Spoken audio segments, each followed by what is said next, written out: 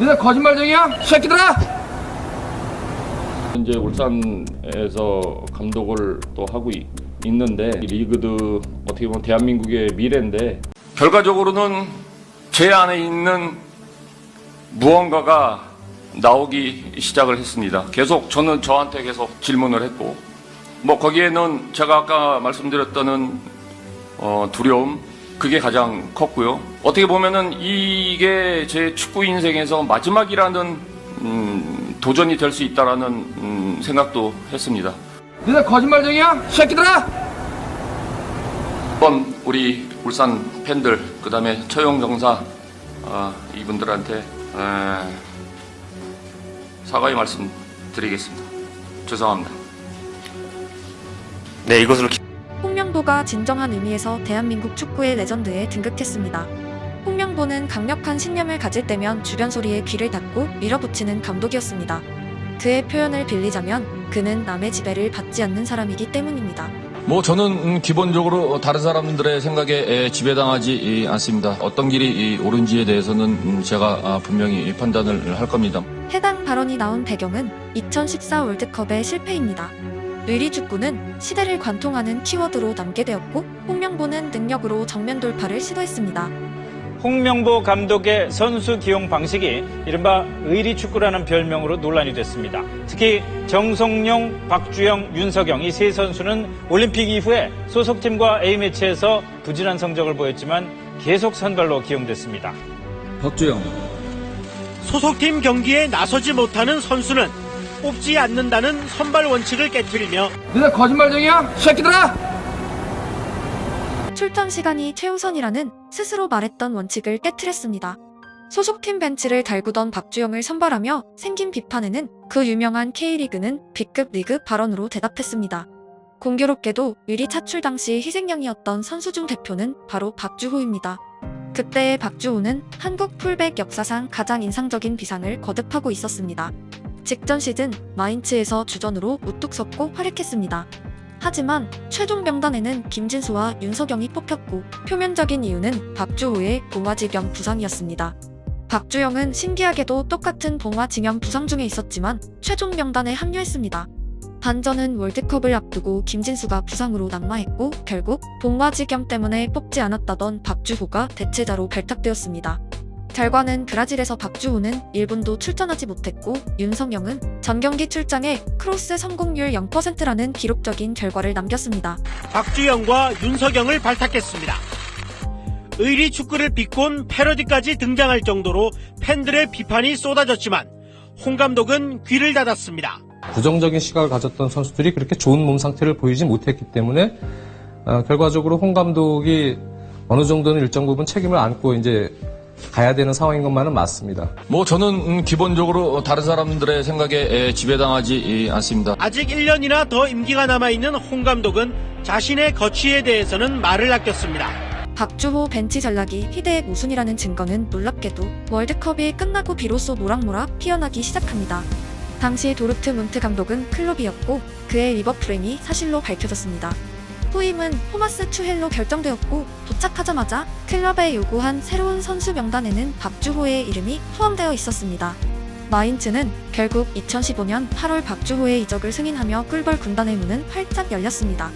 한국 대표팀과 투헬 감독은 똑같이 박주호의 2014년 경기들을 봤습니다. 홍명보는 박주호를 최초엔 차출조차 하지 않았고 투헬은 우승 경쟁을 하는 팀에 입단하자 박주호 영입을 요청했습니다. 박주호는 절대 그저 그런 선수가 아니었습니다. 심지어 마인츠에서 박주호에 밀려 벤치에 있던 디아스는 브라질 월드컵에서 코스타리카 주전 자리를 꿰찼고 팀을 8강에 진출시켰습니다. 주전 선수가 월드컵 영승팀의 벤치, 후보 선수가 월드컵 8강팀의 주전, 신기한 축구 세상입니다. 2014년 폼으로 지금 박주호가 나타난다면 대표팀 좌측 풀백 주전 기용이 확실시된다고 말해도 과언이 아닐 정도로 인상적인 시즌이었고 특히 투헬 감독은 바보가 아닙니다. 돌고 돌아 홍명보의 내정권에 강력한 목소리를 쏟아냈던 박주호의 2024년에 포커스가 더해집니다. 악연에 가까운 형태이고 그때와 지금 누구에게 정의가 있는지 어느 쪽에 논리가 있는지 판단은 여러분의 몫입니다. 한편 당시 세계 최강국 중 하나이던 벨기에를 상대로 손흥민은 인생 첫 월드컵에 모든 것을 쏟아붓고 있었습니다. 결과는 어떻게 되었을까요? 벨기에와 3차전 반드시 골이 필요한 순간에도 잘 뛰던 손흥민과 김신욱을 빼고 대신 투입한 선수는 런던 올림픽 멤버 김보경과 기동원이었습니다. 자신이 알고 믿는 선수만 기용하는 홍명보식 아집의 극명한 사례였습니다. 결과는 교체였습니다. 2002년 이후 20년 동안 유일하게 기록된 월드컵 명승이 결정된 순간이었습니다. 당시 얀베르통원을 위협했던 유일한 선수는 손흥민이었고 상대 키퍼를 당황시킨 몇 안 되는 순간들은 김신욱의 머리에서 출발했습니다. 하지만 둘 다 벤치로 향했습니다. 휴대폰 필요할 때 여길 모르면 큰 손해입니다. 단통법 폐지 이슈로 전환지원금 최대로 나오고 오직 아정당에서만 가능한 비밀 지원금도 있습니다. 부가 서비스 가입 없이 혜택 100% 제공. 거기다 약정 끝난 인터넷 정수기 가만두면 최대 77만원 손해인데요. 법이 정해준 지원금이니 꼭 챙겨가세요. 365일 주말에도 밤 10시까지 무료 상담 가능하니 언제든 전화해보세요. 휴대폰, 인터넷, 정수기, 이사 청소까지. 정당하게 받자 아정당. 손흥민은 2012년 런던 올림픽과 2014년 아시안게임 모두에 차출되지 못했었습니다. 그가 비교적 어린 나이에 국면제를 받았다면 그의 커리어는 어떻게 되었을까란 상상은 손흥민의 20대를 달군 주제 중 하나입니다. 손흥민의 올림픽행 불발은 최초엔 함부르크의 차출 불가 혹은 손흥민 측이 거절했다고 알려졌지만 이는 가짜뉴스였던 것으로 밝혀졌습니다. 한국에 아무 연고가 없는 손흥민은 철저하게 홍명보 사람이 아니었고 그는 최종 명단에 탈락했습니다. 박주호의 마인츠 시절은 주석을 붙였지만 손흥민의 함부르크 시절은 따로 설명이 필요 없습니다. 그는 한국 축구의 역사적인 레프트 윙 유망주였고 분데스리가 U20 외국인 선수 득점 랭킹 1위를 달성하며 전인 미답의 커리어로 나아가고 있었습니다. 한국 국적이 아니라 독일 국적이었더라도 올림픽 예비 명단 진입이 이상할 게 없었을 정도로 분데스리가에서 압도적인 득점들을 터뜨리고 있었습니다. 가짜뉴스의 손흥민 측은 손흥민이 올림픽팀 차출을 거부했다는 보도는 말도 안 된다. 홍명보 감독이 손흥민의 필요성을 크게 느끼지 않아 협회에서 아예 함부르크 구단에 차출 공문을 보내지 않은 것으로 안다고 전했습니다. 협회는 공문을 보냈는지조차 답변하지 않았고 결국 손흥민 본인이 런던 올림픽을 거부했다는 가짜 소스는 누구 입을 통해 제공되었는지 영원한 미스테리로 남게 되었습니다. 그때나 지금이나 가짜에 속은 사람들은 사실 확인에는 노력하지 않습니다. 올림픽 메달이 확정되자 군면제가 어려워 보여서 오지도 않은 손흥민은 아쉽겠다는 조롱하는 목소리 또한 존재했습니다. 2024년 지금까지도 손흥민이 클럽이나 본인의 선택으로 런던 올림픽을 가지 않았다고 믿고 있는 분 또한 다분히 남아있습니다. 당시 손흥민은 프리시즌 준비를 춘천에서 하고 있었고 자신의 분데스리가 시즌을 위해 대표팀을 버린 선수라는 취급을 받으며 악플에 시달리고 있었습니다. 그의 나이 불과 20살이었습니다. 대한민국 축구는 그렇게 정의롭지 않습니다. 어린 선수가 잘 나가면 시기 질투하는 사람, 어떻게든 밟아버리는 사람, 가짜뉴스로 선동하는 사람, 선동당해서 뜬금없는 표적에 화살을 쏘는 사람, 2012년이나 2024년이나 세대만 변했지 똑같습니다. 정작 그는 홍명보에게 뽑히지도 않은 사람이었지만 유망주를 뽑지 않은 협회에 대한 비판은 거의 없었고 화살은 엉뚱한 데로 향하고 있었습니다. 당시 손흥민은 이미 성인 대표팀 멤버였습니다. 하지만 홍명보 감독은 스페인에서 펼쳐진 A매치 이후 손흥민을 향해 기대만큼 좋은 모습이 아니었다는 평가로 탈락시켰습니다. 똑같은 선수를 봤지만 투헬은 박주호를 데려갔고 레버쿠젠은 구단 역사상 최고 이적료로 손흥민을 데려갔습니다. 당시 손흥민이 일부 사람들의 미운 털이 박혀있던 이유는 손흥정의 대표팀 저격 논란도 중요했습니다. 손흥정 씨는 흥민이는 대표팀에 들어갈 수준과 경험이 아직 부족하다고 말했습니다. 평생 태극마크를 달아본 적 없는 축구인 출신이자 지금까지 아들이 멀클이 아니라는 아버지의 목소리까지 들립니다.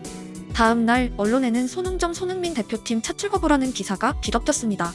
흥민이는 아직 국대 수준이 아니라는 말이 벤치에만 앉혀둘 거면 두루지도 마라로 수정되어 있었습니다.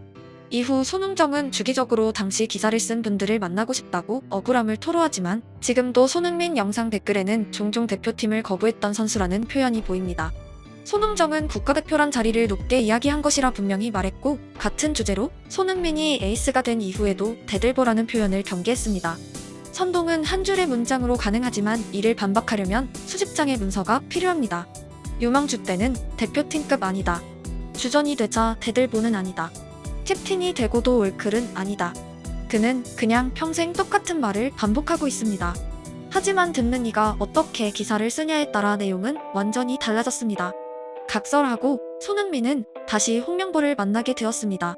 당시에는 가짜뉴스 덕택에 2012년 소집제 외의 후폭풍이 전혀 없었지만 지금은 그를 북중미 명단에서 제외하기 불가능합니다.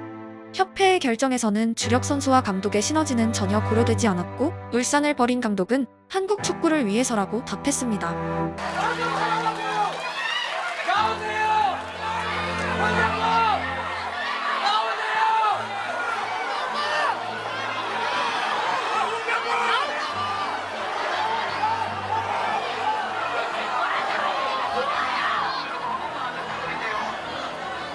진짜 한국 축구의 주인은 화면에 보신 사람들입니다. K리그는 한국 축구의 뿌리입니다. 평일 경기에 스탠드를 메운 사람들이 한국 축구를 여기까지 데려왔고 또 앞으로도 이끌어갈 사람들입니다.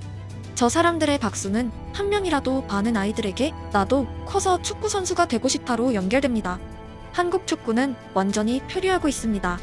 파도는 거칠지만 선장이 누구인지 목적지는 어디인지조차 알 수 없습니다.